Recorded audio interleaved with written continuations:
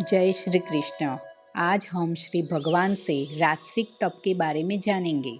सत्कार मान पूजार्थं तपोदम्भेन चैव यत् क्रियते तदिह प्रोक्तं राजसंचलमध्रुवम्। जो तपस्या दंभपूर्वक तथा सम्मान प्राप्ति की लालसा में पूजा दिखाने हेतु संपन्न की जाती है वह राजसी तपस्या कहलाती है।